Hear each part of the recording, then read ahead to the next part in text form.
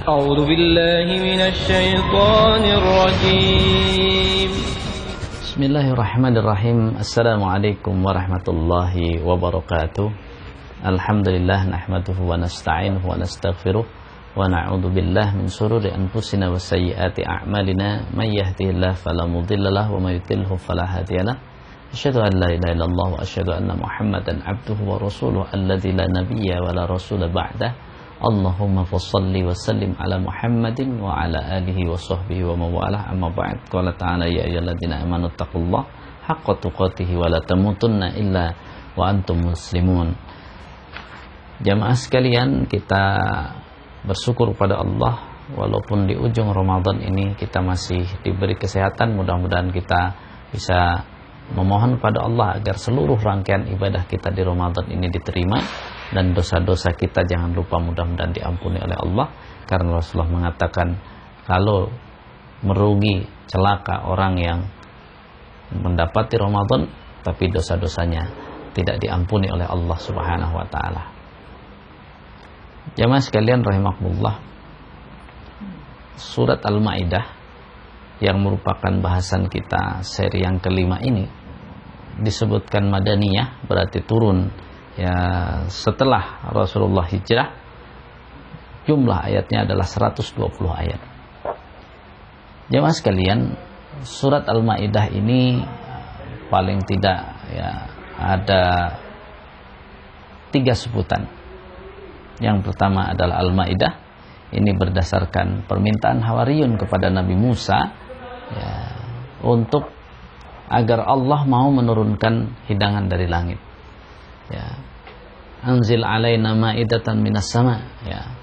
Lalu kemudian Allah kabulkan itu, tapi pengabulannya dengan ancaman apabila mereka masih mengingkari ya apa yang sudah mereka janjikan, maka pasti Allah mengadab dengan adab yang lebih pedih lagi. Karena permintaan mereka yang sangat dahsyat ya, minta diturunkan makanan dari langit.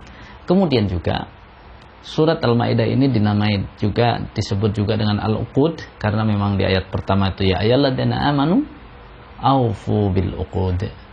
Wahai orang-orang yang beriman, penuhilah akad-akad, penuhilah ya janji-janji. Ya, ini penamaannya. Kemudian juga dinamakan Al-Ahyar karena orang-orang yang sanggup dan mau menepati janji itu adalah memang orang-orang pilihan Al-Ahyar. Nah, adapun ya kelebihan dari surat Al-Maidah itu hampir sama dengan surat-surat yang panjang yang lain berdasarkan hadis Rasulullah sallallahu alaihi wasallam, man akhadas sab'at tiwal fahuwa habrun. Hadis riwayat Imam Ahmad nomor 2305. Siapa yang menguasai 7 ayat yang panjang, maka dia ya akan menjadi orang yang alim. Al-Baqarah, Ali Imran, An-Nisa, Al-Maidah, ya. Kemudian ya Al-An'am, Al-A'raf, At-Taubah. Itu sab'ut tiwal. Kemudian keutamaan lain dari surat Al-Maidah ya, salah satunya terkandung dalam Al-Maidah ayat 3, al-yauma akmaltu lakum dinakum wa atmamtu alaikum nikmati wa raditu lakumul islam madina. Bahwa Allah Subhanahu wa taala benar-benar menyempurnakan nikmat kepada Rasulullah dengan menurunkan Islam ini yang sudah disempurnakan nikmatnya, lalu Allah meridhoi agama ini sehingga agama Islam menjadi agama yang paling ya hebat tentunya bagi kita pemeluknya. Dan di sini adalah disebut akmaltu, aku telah sempurnakan, berarti agama kita ini agama yang sempurna. Kemudian juga di dalam surat Al-Maidah ini ada ayat yang kalau kita baca keterangannya, Rasulullah mengulang-ulang karena menginginkan agar Rasulullah dapat memberi syafaat kepada kita umatnya. Dari ayat in tu'adzibhum fa innahum ibaduk wa in taghfir lahum wa innaka antal azizul hakim. Surat Al-Maidah ayat 118.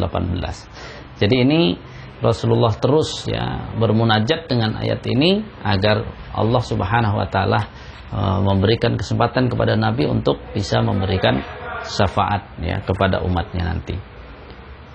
Jemaah sekalian rahimakumullah, kemudian ya keselarasan antara awal dan akhir surat ini. Awal surat sudah jelas tadi bagaimana kita harus menjadi orang yang beriman, yang memiliki komitmen untuk aufu bil uqud, ya memenuhi akad-akad, janji-janji, ya memenuhi apa saja yang mengikat dari ya ketentuan-ketentuan yang sudah disepakati dan tidak melanggar ketentuan Allah, itu maka harus dipenuhi.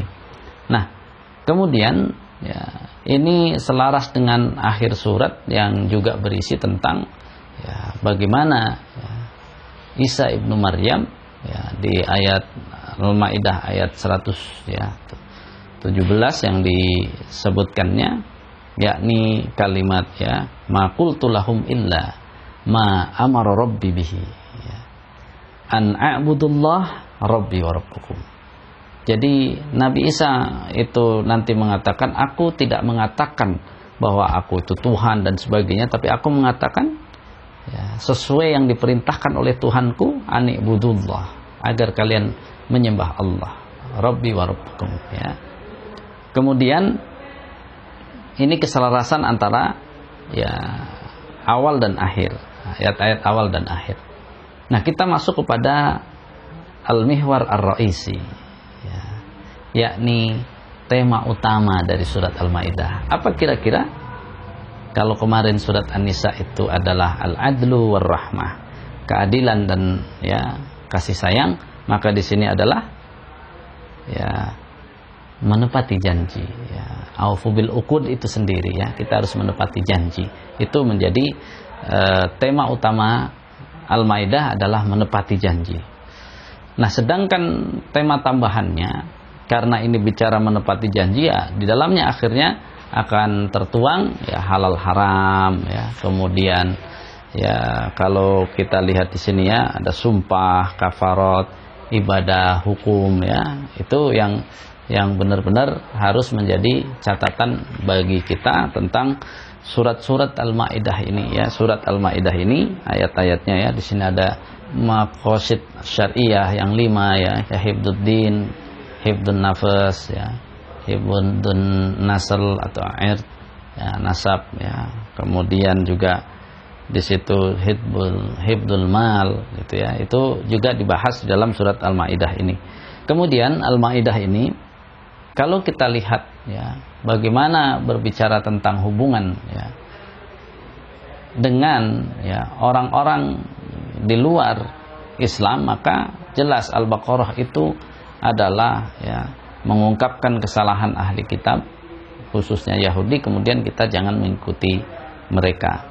Baru kemudian surat Ali Imran diskusi dengan Nasrani ya dengan lemah lembut, tapi tetap juga sampai ayat 61 ya Rasul disuruh mengajak mubahalah karena mereka ternyata juga tidak bisa diharapkan untuk ya diikuti, berarti kita jangan mengikuti Nasrani. Kemudian surat An-Nisa adalah kritik terhadap sikap yang berlebihan ya baik pada ahli kitab, dan kita juga berarti jangan berlebihan.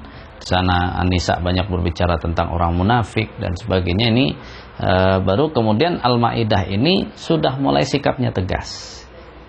Masih ingat surat Al-Maidah 51 itu tegas, batas-batas yang tegas. Jadi kenapa di Al-Maidah ini tegas? Karena kan sudah dari awal, dari surat Al-Baqarah begitu, surat Ali Imran, surat An-Nisa. Nah, sekarang sudah jelas, sudah mulai tegas di surat Al-Maidah ini.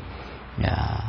Jadi ini contoh bagaimana surat Al-Maidah benar-benar ya membatasi hubungan ya yang berlebihan ya dengan agama-agama lain kalau urusannya adalah agama. Tapi kalau urusan sosial ya kemasyarakatan sampai ekonomi itu kan sudah diatur dengan sedemikian rupa. Makanya tadi aufu bil uqud. Nah, kemudian ya ada di dalam surat Al-Maidah ini ada ya peristiwa pembunuhan ya yang pada akhirnya itu pembunuhan pertama kali ya, yang sering disebut kisah Qabil dan Habil Nah, di sini akhirnya kan Allah mengutus burung yang disebut hurab. Hurab itu akan artinya sama dengan gharib, asing. Nah, ini ulama sampai menyinggung tentang hal ini yang dinamakan asing itu ya tadi ya, orang yang membunuh itu aslinya menjadi asing, kemudian dia merasa asing keluarganya, akhirnya kan mengutus ya, fa ba'asallahu ghuraban ya ba'asu fil ardi. Lalu Allah mengutus ya ghurab ini, burung gagak, untuk menunjukkan bagaimana menggali lubang, mengubur ya. Dan dalam hadis Rasulullah ini juga disebut ya al-fawasiq ya, hewan-hewan yang dibolehkan untuk dibunuh itu al-fawasiq ya. Al-fawasiq kan ada hubungan jamak dari fasik, bisa atau hal-hal yang fasik ya. Makanya membunuh adalah merupakan perbuatan fasik. Jemaah sekalian rahimakumullah, ini gambaran singkat surat Al-Maidah. Dan di kita secara fenomenal ada peristiwa Al-Maidah 51 yang tentu di sini dibutuhkan orang-orang yang benar-benar sudah belajar surat Al-Baqarah, sudah belajar surat Al-Imran, An-Nisa. Maka Al-Maidah kenapa isinya tegas? Karena Al-Maidah merupakan sudah sikap yang tegas sebagai bentuk akad tadi. Ketentuan akad itu makanya harus tegas, jelas. Tidak boleh akad itu yang remang-remang dan sebagainya. Mudah-mudahan kita semua bisa menepati janji sehingga kita bisa mengamalkan tema utama dari surat Al-Maidah ini, sehingga dia akan membawakan berkah kepada kita.